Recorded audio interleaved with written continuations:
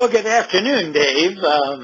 Really pleased we'll be spending an hour together on what I know will be a fascinating podcast. Why don't we begin by you telling us a bit about your involvement in public transportation over the years? Paint a picture for us of your background in this field. Well, thank you, Doug, and it's great to be with you this afternoon. I'll start at the beginning because I guess there's no better place to start.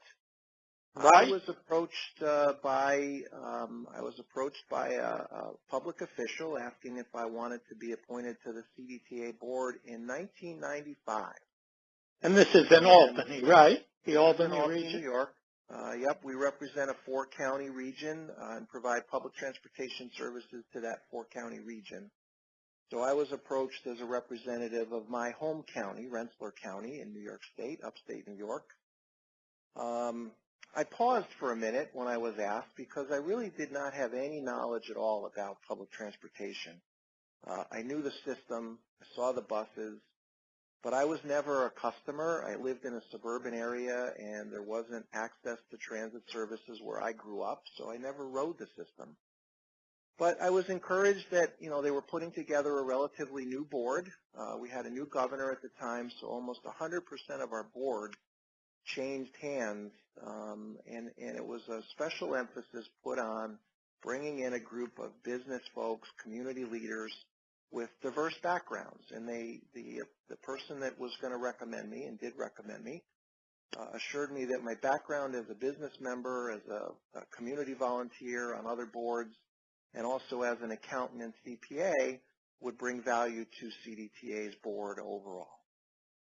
So in the fall of '95, I joined a board with almost entirely new members. I was the secretary of the corporation right out of the gate, so I was one of 4 officers. Over time, I became vice chair of the board, and then in July of 2001, became the chair of the board during a period of time that was challenging for us. We were in the middle of a very difficult capital project. We were late in completing the project, and we were significantly over budget in the project. So I worked closely with our executive director, and we had great political support in helping us to get through the completion of the project, and that concluded in about 2002. What was the project, by the way? We were building the Albany Rensselaer Amtrak station, which is actually the 9th busiest railroad station in the country.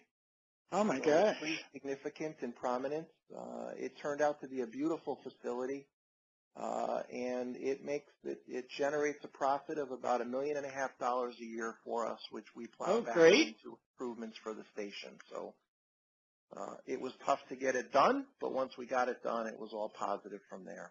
Good. So you had a kind of ordeal by fire as the new chair. I did. There's nothing like getting your feet wet when you're standing in a fire pit. But it all worked out well. After we completed the project, our executive director at the time retired, and we hired a new executive director, which is actually was in 2002, and it was probably about 2004 as an initiative of Steve Bland's that you and I met each other. That's right. You first came to CDTA, and we really had a strong desire to overhaul the board governance structure, the committee process, and really strengthen the relationship between the board and our relatively new CEO. And that was a great process. And it left an impression on me, from that process as to how important it is to have a healthy relationship with a CEO, and it helped me to be a better leader of the board, and it helped me to set priority and focus on what was really important from the board CEO relationship. It also prepared you to be a great co-author of our book, which we'll talk about a little bit later. So I've done a bunch of other things at CDTA. I spent about 20 years on we have a pension board So the pension is a shared responsibility between the authority and the ATU, whose members we represent in that pension plan. I've chaired the investment committee at CDTA. I've chaired the performance oversight and stakeholder relations committee. And presently, I am the treasurer of the board. So I don't have a committee chair spot right now, which is absolutely fine with my duties at APTA. But I am an elected officer, and we serve one-year terms as officers of the CDTA board. So this is treasurer was the only position I hadn't served in. So I've completed the four spots. I've actually served as chair at CDTA on 3 different occasions, and I've had the great pleasure to work with 4 very different, but in all cases very enjoyable experiences working with 4 different CEOs at CDTA. So you mentioned APTA. What got you involved in APTA? Tell me a bit about that. And well, again, I'll go back to Steve Bland really encouraged me. I think part of as an outcome of our relationship as board chair and CEO, he encouraged me to attend some APTA conferences. And up until Steve became our CEO, I knew what APTA was, but I hadn't attended anything. So I started attending the major conferences with Steve. Initially, the annual conference and the legislative conference. There was a transit board member conference every year, but because of a vacation conflict, I hadn't been able to attend that. But I did become active with the transit board committee, and that was really my entry into activity within APTA beyond just attending conferences.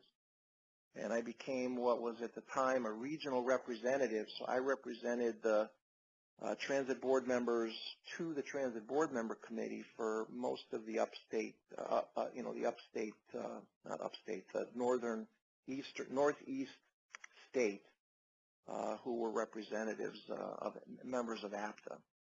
okay. So I served New Hampshire, Vermont, Massachusetts, New York, that cluster of states. And then eventually, after a couple of years as regional rep, I ran for the position of secretary for the Transit Board Member Committee, and then ran for vice chair, and then ran for chair. And I served for a period of time in all 3 of those officer leadership positions. That helped me to get more exposed within APTA at large. I had the opportunity to meet more business members and engage with more CEOs and other industry leaders. And by doing that, it afforded me the opportunity to be engaged in broader committees within APTA. So I've served on several task forces. I served on a revenue task force, a member consensus task force, a member collaboration task force, and I was part of the bylaws revision task force, all within the last 4 or 5 years. I participated. By virtue of being the Transit Board Member Chair, I participated in the Diversity and Inclusion Council. I served on the Awards Committee. I was the chair of the Audit Committee. By virtue of chairing the Audit Committee, I was a member of the Finance Committee. And through most of my time as an APTA member, I've been on the Legislative Committee. One of the things, again, as being an officer within the Transit Board members, I was the Transit Board Member designee to the Legislative Steering Committee, so I had the opportunity to see, really within the Legislative Committee of APTA, how the sausage is made, so to speak. So all this time while you're climbing the APTA ladder and serving in various capacities, you're also very active on the CDTA board throughout this period, right? Yep. Yep. So I'm going to assume you get an average of what, 2 hours sleep a night? Well, all of what I just said sounds like a lot. It does. It's a resume that's over now 24 years in time. So it has not been a time burden. It's been a pleasure. There are certain periods of time when it has been more time intensive than others, and certainly, some of the roles within APTA and within CDTA have been more time consuming than others. Board chair at CDTA certainly took more time than being a board member at CDTA, but but all very rewarding and all certainly worth the effort. on my behalf. I'm happy to volunteer to an industry that I think does great things for the people who need us to do those things. And now, for several months, you've been chair of the APTA Board of Directors. Let's turn our attention to that role now, and let me ask you, when you decided that you wanted to become APTA chair and eventually took the position, what leadership goals did you have in mind? What kind of imprint did you see yourself having in this role? Well, and I'll answer that question in one moment, but just to give some foundation to how I got to be APTA chair. It's a process that takes time and it takes support. So I was very fortunate that I had board members within the Transit Board Member Committee who were very helpful in placing me in some of the committees that I mentioned that gave me more exposure to APTA at large. So the nominating committee that ultimately chooses who the vice chair of APTA is going to be, and that vice chair then becomes chair, the nominating committee is made up of CEOs, business members, and board members. So it was important over a period of 4 or 5 years to become more active in committees that would allow me to have more interaction with the groups of people who were ultimately going to choose the vice chair. And in APTA, every third year, the bylaws indicate that unless there's some compelling reason not to have a board member be chair, a transit board member be chair, that a transit board member should be the chair of APTA. In the other 2 years, it's always a transit system CEO. So 2 CEOs followed by a transit board member, and then 2 CEOs, you see the pattern. But it does take some time, and it doesn't happen without help. And I'm grateful to the help I've had to help me to get to this point of being APTA chair. It's an honor and a privilege, and something I've taken pretty seriously. When I became chair, again, having had some experience as chair at CDTA and in chairing some of the committees within APTA, it was important to me that my agenda be in lockstep with APTA's agenda. And I took the time before I became chair to go in and meet with APTA senior staff, Paul Skatelis, our CEO, and the members of his senior leadership team, to come to an understanding of what it was that we needed to accomplish during my year as chair. And through those conversations, we developed essentially three key initiatives that were important for the association to move forward. The first of those was to develop a new strategic plan for the association. So for about the past 18 months, I started to chair the Strategic Plan Steering Committee before I was APTA chair. So for about the past 18 months, we've been in a process of developing a strategic plan for the association. And that has involved a whole bunch of outreach to our members through the committee process, but also through some phone calls, open phone calls where members could call in and participate and provide input. We've had board strategic plan sessions where the board has had an opportunity to provide input. And we're nearing the finish line. My hope is that at the October board meeting, we will be presenting a final plan, and my hope is that the board will embrace and approve that plan so that we can move forward in implementing that plan into APTA's budget and business plan. So that's been a phenomenal process to lead. It's a group of about 25, again, very diverse members from around the industry, from our membership, business members, board members, CEOs, and others, each of whom brings a special contribution to developing the plan.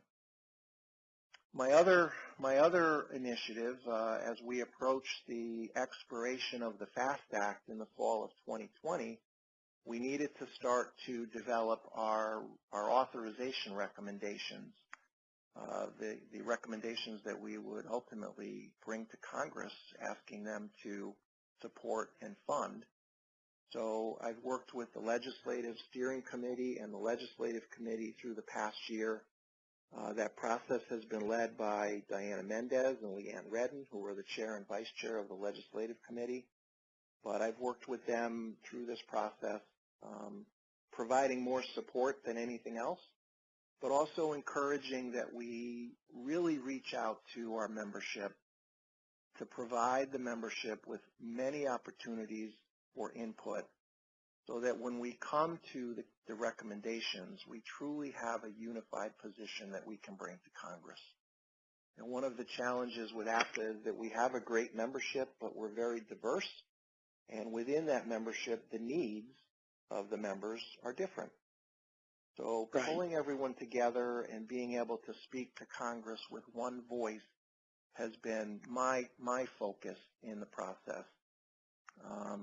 I am happy to report that at the Legislative Committee meeting this past Sunday, the Legislative Committee unanimously approved the recommendations for federal authorization, and that was a huge win. It was unanimous. All of the subcommittee members spoke with enthusiasm about their support, and great. Still got to be approved by the board in October, but again, this was a big step to have the Legislative Committee endorse the recommendation. Well, congratulations. That's quite an achievement. And then I think lastly, one of the things is specific to the board. I sat at APTA board meetings as a board member, and what I found truly unfulfilling was that most of the meeting, if not all of the meeting, was really reports from the front table, reports from the officers, and there was not much opportunity to engage or get input from the board as a body. You know, we have a very large board, a very diverse board, over 100 members on the APTA board, but there is a tremendous amount of talent on that board, and I felt that we were underutilizing our opportunity to get input and suggestions from them. So I've made it a point at each of our board meetings to have an opportunity where we can do tabletop breakouts and discuss a topic of relevance and get the board's input. And a couple of those have been specifically around the strategic plan, but they've been, I've gotten great feedback. The board seems to appreciate very much that we're engaging them in discussion rather than just reporting out reports from the front table, so to speak. So that's been satisfying. I mean, as a board member, you know, even at CDTA, I've encouraged engagement and opportunities to engage the board. Paul Skatelis has been very supportive of that at APTA, and you know, he and his staff have done a great job of making sure that we have a topic that's relevant and timely for the board to discuss. And then lastly, you know, not a priority of mine specifically, it was one that Nat Ford handed off to me, and I think I'll be handing it off to Nuria Fernandez, our next chair. You know, this whole new mobility paradigm is a challenge for us.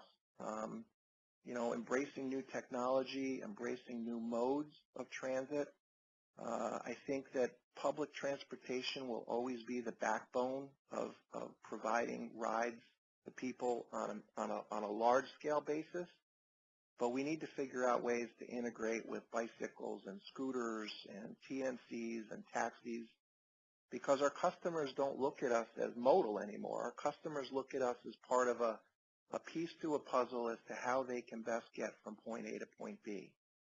And I think we're uniquely poised to be the aggregator of all of those options, but it's new for us, and we need to figure it out.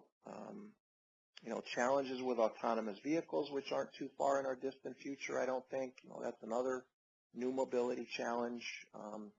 So I've worked with, you know, staff and the committees within APTA to elevate the discussion about the new mobility challenges I just came back from a 2-week study mission in Europe where there were 29 representatives from our industry who went and visited with officials in 3 cities, Vienna, Austria, Hamburg, Germany, and Helsinki, Finland.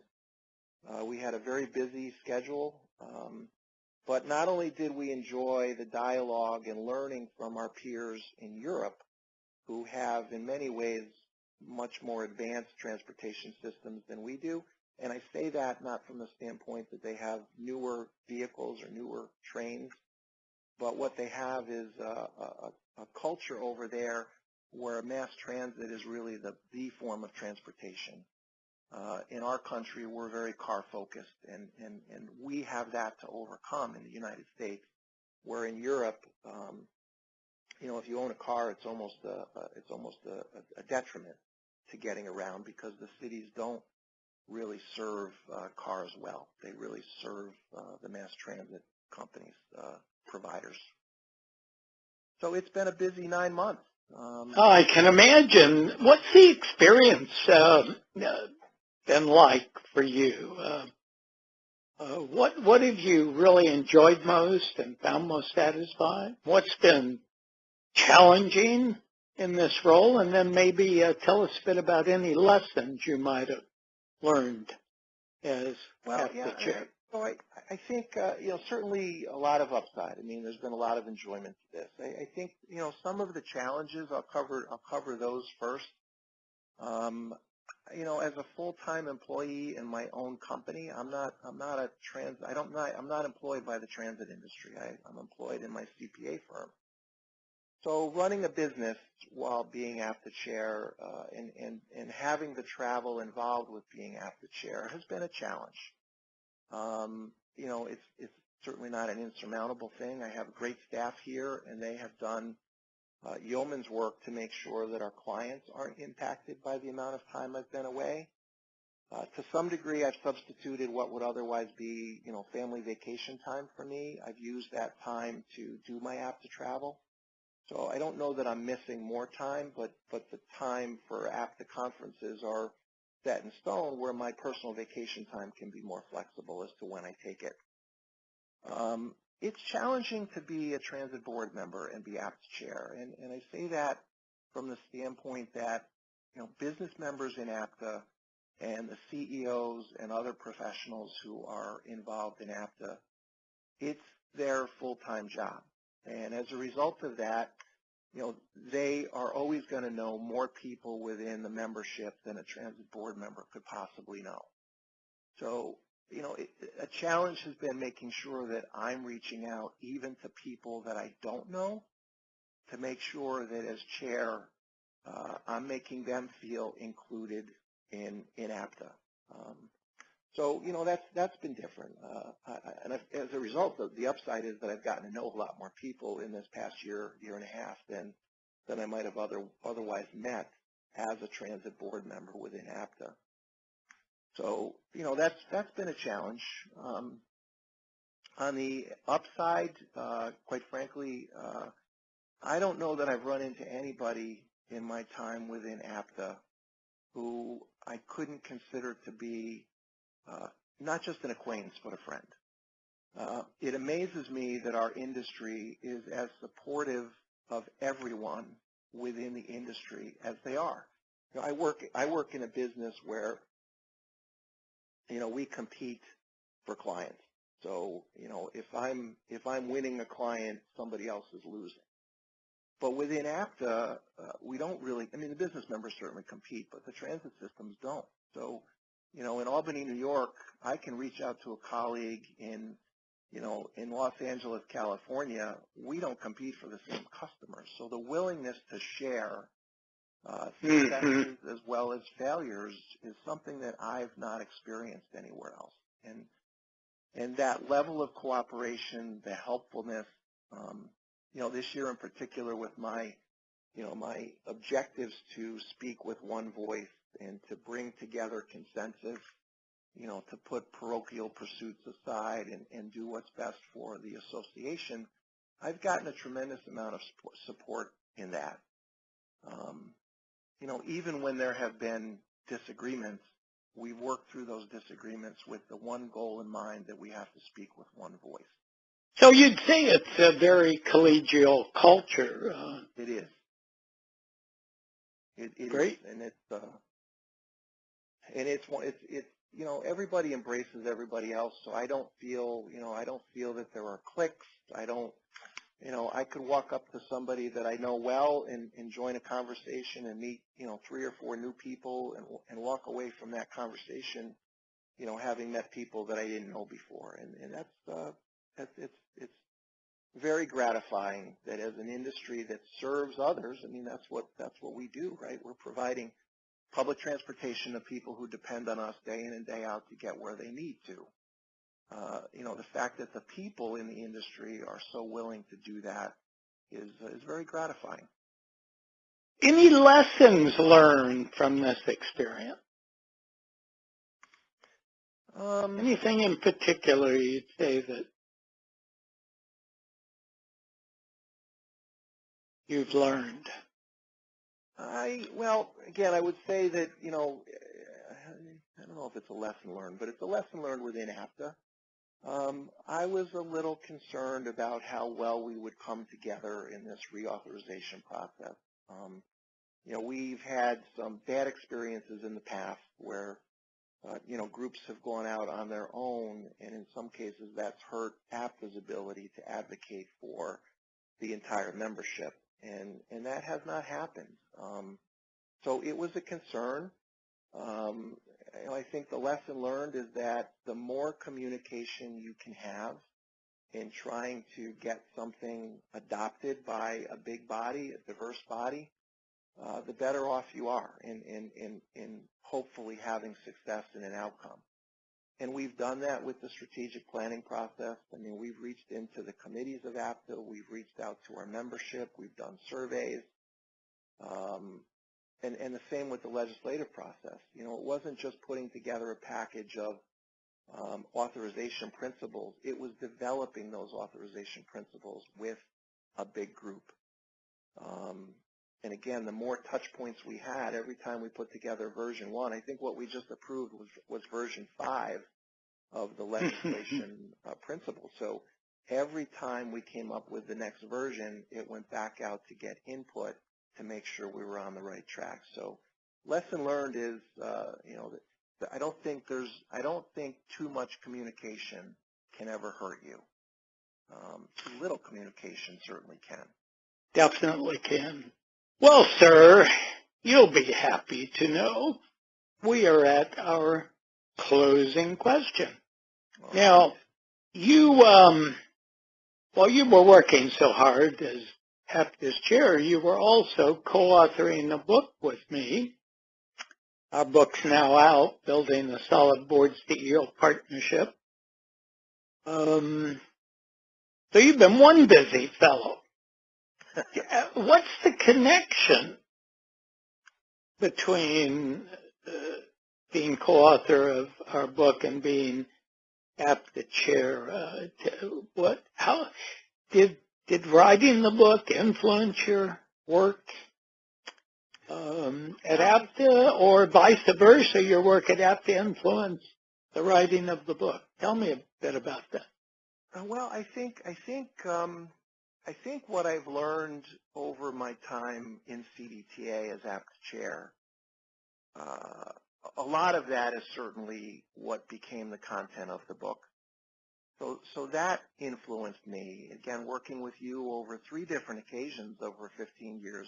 You've been back to CDTA, twice after the initial visit, where we revamped the committee structure and the governance structure. So those principles, I had those in mind to bring to APTA. Again, certainly a much bigger board at APTA, but I think, writing the book with you, from the beginning, working through the outline, having, 30 or so CEOs and board members take their time to review the book outline with us to make sure that the product that we thought was going to be helpful to the industry and a tool for the industry was on track with, the end user.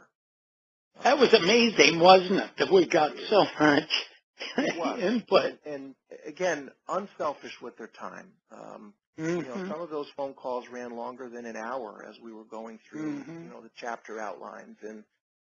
And so again, it goes back to my last comment. You know, the industry is very willing to share and to help. But again, everything that's in the book, you know, the relationship with the CEO, it's been front and foremost in my relationship with Paul, you know, Skatelis at APTA. We have had a very good working relationship from the beginning. Paul is only in his 18th month as CEO. He started in January of 2018, so he's only been in a year and a half. So half of his time has been with me as his board chair. So to some degree, we were learning a little bit together, but we've had great conversations. You know, he and I stay in communication. Again, communication, I think, is the key. We respect each other. He leaves it to me to you know, sort of run the board, and running the board isn't lead the board is probably a better way to put that. And I leave it to him to lead the association, run his staff, and run the association. There's a lot of things that we've done together in partnership. A lot of the meetings that we have with members when we're at conferences, he and I are together in those meetings. We've participated in sessions together. So I think, you know, the framework for the book and how to build a solid CEO board relationship, a lot of the principles in the book are things that I had learned with working from you in the past. We were able to capsulize that and put it into very, I think, you know, easy to read chapters, common sense. But doing the book with you helped me to, you know, revisit and crystallize some things that, you know, over time I might have gotten away from or forgotten about. And I think that's one of the great things about this book is that somebody may read it once, and if they picked it up again in 2 years, it would be a refresher for them. So I think one of the things that I'm really satisfied about, and I truly appreciate your offer to co-author this with you, but I think it's a book that's going to last the test of time. I really do. I think it's a great tool for aspiring CEOs or for current CEOs and current board members. Could be a tool for a CEO to use to help orient new board members. So I really think there's a lot of practical uses for the book, and writing the book at the time that I was about to become APTA chair certainly helped to, you know, reinstill the things that I truly believe are important in establishing and maintaining a strong partnership with the CEO. Well, you know, that really is one of the benefits of writing, isn't it? That it, in a sense, forces you to rethink basic principles, restate them, crystallize, as you say, the key concepts. And I found that, too, as we worked together on the book, that it certainly sharpened my grasp of and strengthened my grasp of key concepts. Well, David Stackrow, you have done a great job as APTA chair.